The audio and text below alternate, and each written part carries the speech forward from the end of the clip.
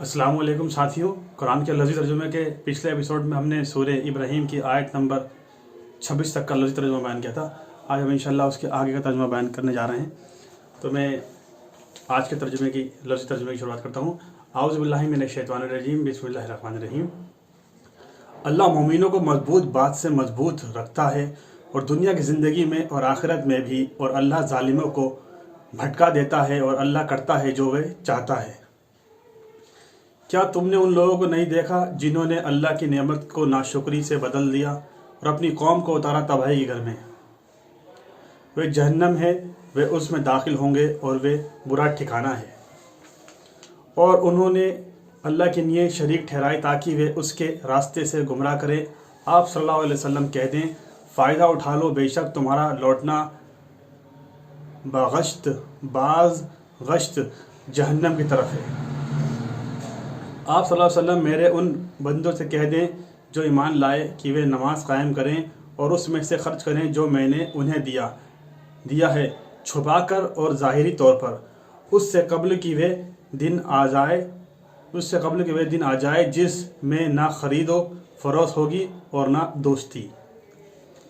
अल्लाह है जिसने आसमानों और ज़मीन को पैदा किया और आसमान से पानी उतारा, फिर उससे निकाला तुम्हारे लिए फलों से रिज़्क़ और तुम्हारे लिए कश्ती को मुसख्खर ताबे फरमान किया ताकि उस अल्लाह के हुक्म से दरिया में चले, और मुसख्खर किया तुम्हारे लिए नहरों को, और तुम्हारे लिए मुसख्खर किया सूरज और चाँद को कि वे एक दस्तूर पर चल रहे हैं, और तुम्हारे लिए मुसख्खर किया रात और दिन को। और उसने तुम्हें दी हर चीज़ जो तुमने उससे मांगी, और अगर तुम अल्लाह की नेमत गिनने लगो तो तुम उसे शुमार में ना ला सकोगे। बेशक इंसान बड़ा जालिम नाशुक्रा है।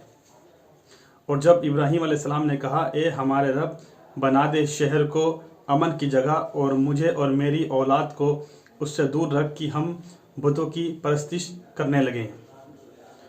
ए मेरे रब, बेशक उन्होंने बहुत से लोगों को गुमराह किया, बस जिसने मेरी पैरवी की बेशक वे मुझसे है, और जिसने मेरी नाफरमानी की तो बेशक तू बख्शने वाला निहायत मेहरबान है। ए हमारे रब, बेशक मैंने अपनी कुछ औलाद को एक बग़ैर खेती वाले मैदान में बसाया है, तेरे एहतराम वाले घर के नज़दीक। ए हमारे रब, ताकि वे नमाज कायम करें, बस लोगों के दिलों को ऐसा कर दे कि वे उनकी तरफ माइल हों, और उन्हें फलों से रिज़्क़ दे ताकि वे शुक्र करें।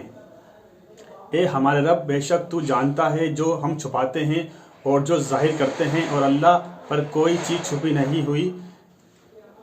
चीज़ छुपी हुई नहीं ज़मीन में और ना आसमान में। तमाम तारीफ़ें अल्लाह के लिए हैं जिसने मुझे बुढ़ापे में बख्शा, इस्माईल अलैहिस्सलाम और इसहाक़ अलैहिस्सलाम। बेशक मेरा रब दुआ सुनने वाला है। ए मेरे रब, मुझे बना नमाज कायम करने वाला और मेरी औलाद को भी। ए हमारे रब, मेरी दुआ कबूल फरमा ले। ए हमारे रब, जिस दिन हिसाब कायम होगा, रोज़े हिसाब, मुझे और मेरे माँ बाप को और मोमिनों को बख्श दे। और तुम हरगिज़ गुमान ना करना कि अल्लाह उससे बेखबर है जो वे जालिम करते हैं। वे सिर्फ उन्हें उस दिन के लिए मोहलत देता है जिसमें खुली रह जाएंगी आँखें। वे अपने सर ऊपर को उठाए हुए दौड़ते होंगे, उनकी निगाहें उनकी तरफ ना लौट सकेंगी और उनके दिल खौफ से उड़े हुए होंगे।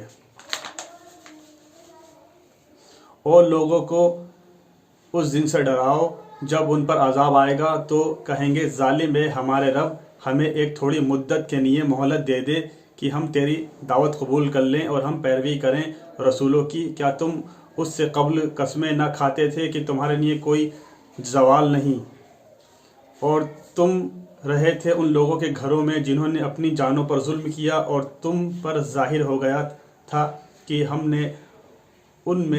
हमने उनसे कैसा सलूक किया, और हमने तुम्हारे लिए मिसालें बयान की। और उन्होंने अपने दाव चले और अल्लाह के आगे उनके दाव, अगरचे उनका दाव ऐसा था कि उससे पहाड़ टल जाते। बस तू हरगिज़ ख्याल ना कर कि अल्लाह खिलाफ करेगा अपने रसूलों से अपना वादा, बेशक अल्लाह ज़बरदस्त बदला लेने वाला है।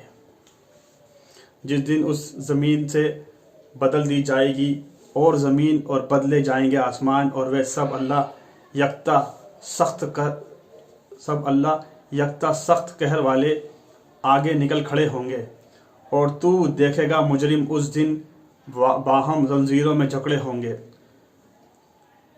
ان کے کرتے گندک کے ہوں گے اور آگ ان کے چہرے ڈھانپے ہوگی، تاکہ اللہ ہر جان کو اس کی کمائی اعمال کا بدلہ دے، بے شک اللہ تیز حساب لینے والا ہے۔ یہ قرآن لوگوں کے لیے پیغام ہے، اور تاکہ وہ اس سے ڈرائے جائیں، اور تاکہ وہ جان لیں کہ وہی معبود یکتا ہے، اور تاکہ عقل والے نصیحت پکڑیں۔ ساتھیو، آج ہم نے سورہ ابراہیم جو قرآن کی سورہ نمبر 14 ہے، سورہ نمبر 14 ہے، اس کو آج مکمل کر لیا، کمپلیٹ کر لیا۔ انشاءاللہ اگلے ایپیسوڈ میں ہم قرآن کی 15ویں سورہ جو کہ سورہ ہجر ہے اس کی شروعات کریں گے۔ جب تک کہ آپ اس قرآن کے لفظی ترجموں کو شیئر کرتے آئیے، عوام میں پھیلاتے آئیے، سبھی لوگوں تک پہنچاتے جائیے، قرآن کی بات کو عام کرتے جائیے۔ یہ اللہ کا پیغام ہے، یہ ہر انسان تک پہنچنا چاہیے، یہ ہمارا فرض ہے، ہماری ڈیوٹی ہے۔ اور اللہ تعالیٰ کہنے سننے سے زیادہ عمل کرنے کی توفیق عطا فرمائے، اور اس کے ذریعے سے ہمارے کبیرہ صغیرہ گناہوں کو معاف فرمائے، اور اپنی رحمت، اپنی برکت، اپنی شفقت، اپنا کرم، اپنا رحم ہمارے اوپر نازل کرے۔ اس کے ساتھ آپ سے اجازت چاہتا ہوں۔ السلام علیکم ورحمۃ اللہ وبرکاتہ۔